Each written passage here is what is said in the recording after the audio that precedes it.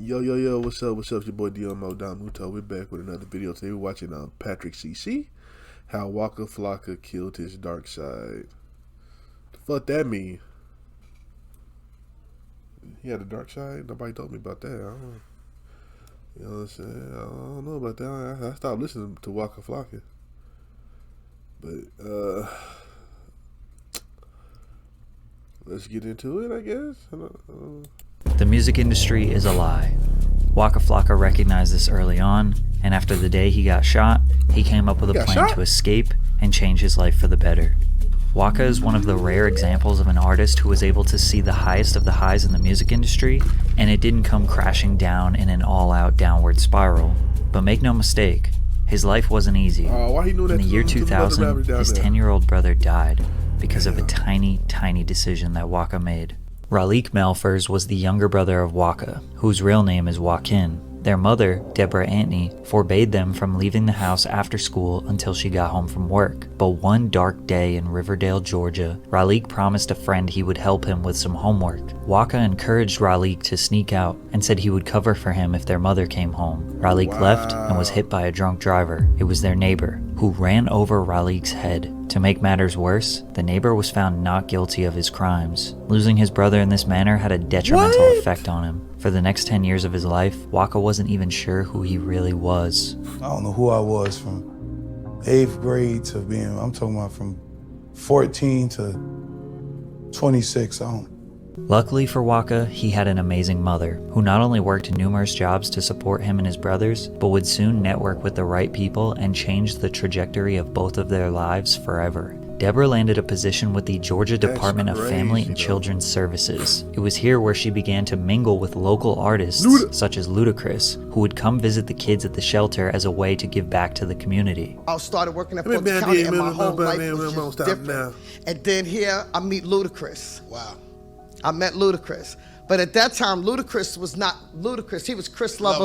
Yeah, so it was Chris Lover and Poon Daddy. Okay. And they used to bring all the artists that are here to the shelter for the children. Before any artist got big, they would bring them there at the station. But Deborah was no stranger to the music industry. Her brother Bimmy Atney was an A&R at Def Jam, close friends with LL Cool J, and worked on projects with Mariah Carey and 50 Cent, a true OG in the New York hip-hop scene, a scene Waka's mom never planned on being involved in. In 2005, Deborah received a call asking if she could help a local rapper getting out of jail to get set up with some community service. The rapper they were referring to was Gucci Mane. Breaking onto the scene in 2005 with his single Icy, Gucci was a bubbling artist in Atlanta, but at the time he was far from a mainstream success. After connecting with Gucci for his required community service, Deborah saw the musical potential and decided to help out his career. She had the knowledge, the family connections, and most importantly, a spare room for Gucci to crash in rent-free. Not long after moving in with Waka and his brothers, Waka and Gucci would become very close. Their friendship would grow even stronger over the next year, with Gucci officially signing to Deborah's newly established management company, Mise Entertainment, in 2007, a company that would help launch the careers of artists like French Montana and Nicki Minaj just years later. Waka looked at Gucci as a brother, and he wanted to help out with Gucci's rap career any way he could. So I started from right there. So you know what I'm gonna be? I'm gonna be your assistant, bro. Right. I'm gonna be your security. But I never knew these titles, but this is what I was doing. I was like, hey, bro, you can't even pick up a bag up. You're a star. Unfortunately, Gucci couldn't help getting in trouble with the law and was constantly in and out of prison, completely stunting the growth of his rap career and leaving Waka uncertain about his future. Not wanting his family to fail, Waka decided to take matters into his own hands and get in the studio. Even though Gucci Mane straight up told him to his face he shouldn't be a rapper and that he was better off as a goon, Waka didn't care. He had a mission to make it big. I'm also on a mission to tell you about today's sponsor, Casetify. Casetify is the world's most popular tech accessory brand, known for their protective phone cases and numerous collaborations. Casetify.com/PatrickCC to get 15% off your order. Thanks, Casetify. On January 14th, 2009, Waka released his debut mixtape titled Salute Me or Shoot Me. 23 songs of aggressive, in-your-face trap music featuring the likes of Soulja Boy, his older brother Huda Kid, and a verse from Gucci himself. Managed by his mother, he would also join Gucci's first independent label called So Icy Entertainment. Releasing numerous mixtapes in 2009,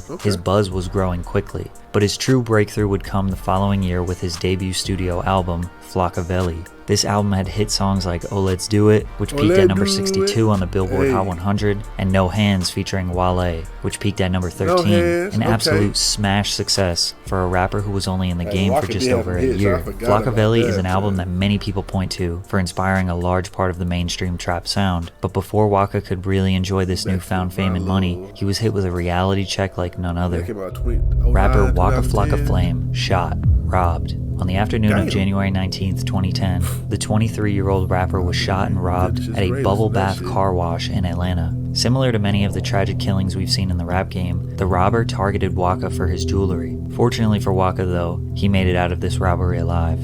With only one gunshot wound to the arm, that day would end up being a major turning point for him, sparking him to reflect and question this so-called glamorous rapper lifestyle.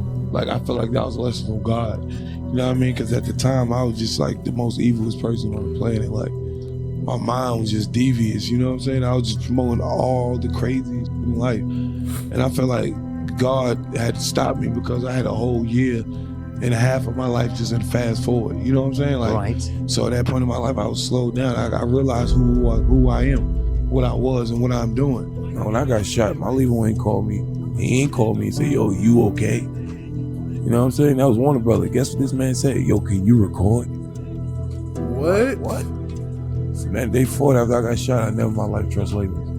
Because you money to them. You ain't no artist. You a ticket. Record. Until your ticket rub off and the color go away, they gonna stick around. As soon as your ass to them even feel like they can't make no money, they ain't worrying about you. After recovering, gaining a new outlook on life, and having tons of success with his debut studio album, everything appeared to be going great for Waka. But behind the scenes, cracks were starting to form. A cautionary tale of why you should never mix business with family. In May of 2010, Gucci Mane announced from jail that he was leaving his label So Icy Entertainment and cutting ties with Mize Entertainment, no longer to be managed by Waka's mom. Allegedly, Mize was booking Gucci for shows across the country without disclosing that he was headed to jail, and also illegally selling Gucci Mane verses, which resulted in several federal lawsuits, which led Gucci to saying the following: "I'm taking control of all my business properties and keeping the focus on my career, my music, and my artists. All the pieces to the puzzle are finally in place, and once I get home, it's Gucci time." Gucci Mane would then become the president and CEO of Brick Squad 1017 Records, an imprint of Warner Records, the label that Waka Flocka would sign to as well, making him one of the first artists on Brick Squad. Although Waka was still managed by his mother, this whole situation would kickstart the eventual demise of their friendship. After riding the momentum of Flockavelli into 2011 and releasing a collaborative mixtape with Gucci Mane called Ferrari Boys on August 9th of that year, Waka would start his own label under 1017 Records called Brick Squad Monopoly. He was on top of the world. He had another single in rotation, Round of Applause featuring Drake, and Waka was a mainstream star. But just as he was reaching his peak success, he was hit with another tragedy. Waka's best friend and fellow 1017 rapper Slim Duncan was shot and killed. On December 16, 2011, Slim was at Star Studios in Atlanta. The whole 1017 family was there because Gucci Mane had a video shoot scheduled. At some point, Slim got into a verbal altercation with Young Vito, another ATL rapper, which ended in Vito taking a shot at Slim's stomach. He was rushed to the hospital and later died. Waka tweeted, "Wish it was me. My right hand is gone." Waka was devastated. First he was shot, now his best friend was taken out. He blamed himself for the incident. How did Slim Duncan's death affect you? I mean, I'm sure it's still affecting you now, but I don't accept it. I don't accept it. Period. Like as far as like you don't feel like he's gone? Yep, I don't accept it. Keep his number in your phone and don't accept it. Can't accept it. Do you feel like justice has been served, being that the guy that did it? I hope he win. Hope he free. Hope he get free. Straight up. You better hope he doesn't. I saw you put on Twitter, you wish it was you. Like, hey, that's my dog. Like, I made him rap. You know what I'm talking about? Like, if I would never made him rap, man, imagine, you know what I mean? That's how you feel? Like, yeah. So you feel like if you hadn't made him rap, he'd still be That's not your fault, man. Wow, that's heavy, man. That's heavy to wear. You can hear the pain in Waka's voice. He needed to restart his whole career, his whole life. At least he still had his brother Gucci Mane, and that was enough for him to still want to pursue a rap career. But as Waka continued to get more and more popular and began taking some of the spotlight away from Gucci, tensions would rise and egos would clash, culminating in a public beef that would rip the two apart. Waka Flocka Flames officially dropped off Brick Squad 1017. Big Guwop says, "Give me an offer for this disloyal dude." This tweet from March 15th, 2013 would send shockwaves across the entire hip-hop scene. A rep for Gucci claimed that the tweet was the job of a hacker, but Waka didn't buy it, sparking Waka to respond with, "I'm the loyalest person you could ever see. I took on a man's beef, risked my life, hung out the window, risked my freedom. I never backed in a corner. To my knowledge, it ain't nothing but jealousy." Also in that same month, Waka would diss Gucci at a Dipset reunion show. Things got even more heated between the two when Gucci sued Waka Flocka and his mom in November of that year, stating that Deborah stole jewelry from him, failed to report tax information on her income, misappropriated his assets, withheld royalty payments, and inflated costs and record label expenses. Waka would clap back on Twitter, but also made an appearance on The Breakfast Club to air out how he was feeling about the fallout. I want him to eat though, you know what I mean? I don't want to be out here looking like a bum. Right. I don't care how crazy he doing, or I don't care if he jump off the roof. I don't give a. If I catch him, it's going digital. Oh, shit. I don't want to kill him or nothing. I just want to slap him a couple of times, like a little brother. The duo, once referred to as the Batman and Robin of the Atlanta rap scene, was now completely dismantled. Plus, it didn't help that fans were taking Gucci's side, since they all thought the only reason Waka was popular was because of Gucci's fame. And just when things couldn't seem to get any worse, Waka was struck with another family tragedy. Damn. Rapper Waka Flocka Flame's younger brother, K.O. Red, dies from apparent self-delete. On December 29th, 2013, Waka would lose another younger brother. K.O. was an artist, just like Waka, trying to make a name for himself in the rap game. The two of them had music together, performed together, and were extremely close. There was a lot of pressure being the younger brother of Waka Flocka Flame, and sadly K.O. was also losing his eyesight. The night K.O. expired, he had attempted to reach out to his big bro, but now fallen back into his fast-paced lifestyle, Waka did not answer the call, making him wonder if anything would have been different if he had just stopped for a second and picked up the phone. Seen him call. I'm like, I'm like, let me call Kel back as soon as this shit over with. I call him back, no answer. He called you before he... I don't know who else he called, but that's what if I done picked that call up? Like, that's when I seen like, yo, this rap shit. The loss of K.O. made Waka turn to getting high to numb the pain, a slippery slope for anyone to fall down. He lost two blood brothers. He lost his best friend that he had considered a brother, and had a falling out with Gucci, who was basically his adopted brother. Waka was losing everyone. Life was passing him by, and he had lost sight of the things that truly matter. He decided he needed to better himself. He finally had enough. Reevaluate his life, focus on being a role model instead of just a rapper, and that's exactly what he did. Waka was well aware at this point in his life how toxic and manipulative the music industry really was. Not only did he let himself get caught up in the lifestyle, he was blatantly to from the very start by his label. After signing for only $50,000 in 2010, Warner would constantly cover up how much revenue he was generating. As soon as I signed the deal, it just all hell broke loose. Like the label been lying from day one. Day one. Like when I tell y'all, like, I tell them like, all right, yo, did I recoup yet? They're like, nah, you ain't recoup. I'm like, how did I not recoup? I got 400 shows a month.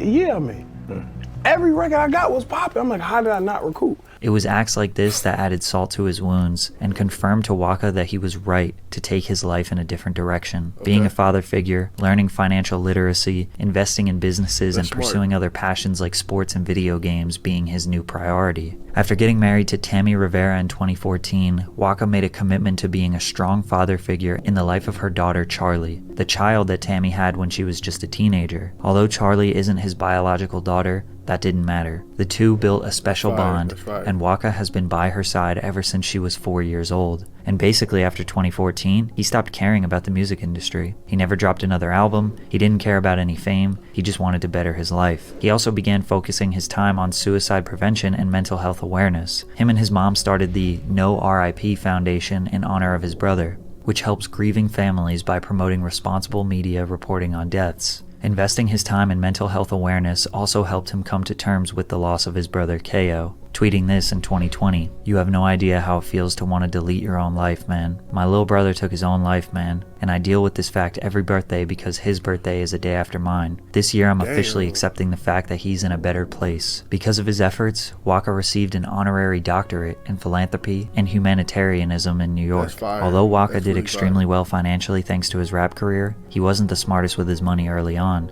which, to be fair, not many rappers are. However, with his newfound perspective on life, he started taking financial literacy and business very seriously.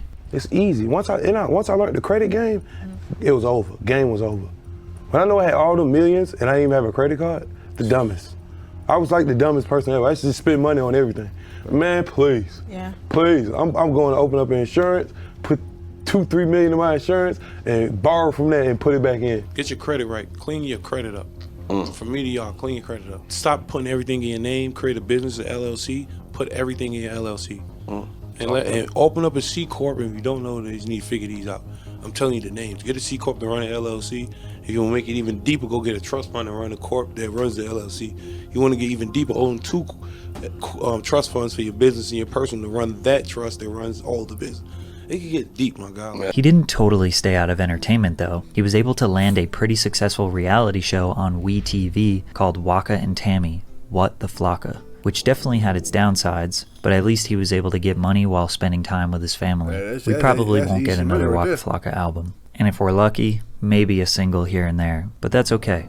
These days he spends his time playing old school video games, building his farm, feeding his cows, investing in cryptocurrency, philanthropy, and living life to the fullest. Whenever he does speak or post on social media, it's to try to get you to learn from him and try to better your life. Waka didn't get stuck in the music industry trap. He made millions of dollars from music, but at the expense of losing loved ones. Most people would continue the rat race, drugs, partying, and pursuing a career filled with depression and satisfying others for $1. But Waka, he quit and took his life into his own hands. Funny thing is, he's richer now than he was before, and he's happier.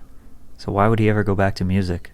No, but that shit crazy. What Waka went to is crazy. Like losing his little brother, both his little brothers. Like it's crazy. Losing his best friend. That's crazy. The fact that he's still able to be like seem like he's being a positive person and stuff like that, able to, you know what I'm saying, do something right, you know what I'm saying, like a family man and stuff, like, it's crazy, man. It's crazy, man. You know what I'm saying? It just shows you, man, even if you lost a loved one, man, life is not over. Just, you know what I'm saying, dust yourself off, you know what I'm saying, and just get back to it, man, you know what I'm saying. Life ain't over, you know what I'm saying. Matter of fact, I'm pretty sure if you lost somebody, you lost a loved one, you going out there and doing something, and, you know what I'm saying, and keeping your head up is doing them honor. You being in a slum is not doing them honor, I believe. So, shout out to Patrick CC, Waka Flocka, and if you like my reaction, make sure you like, comment, subscribe, and I'll catch y'all next time. Peace.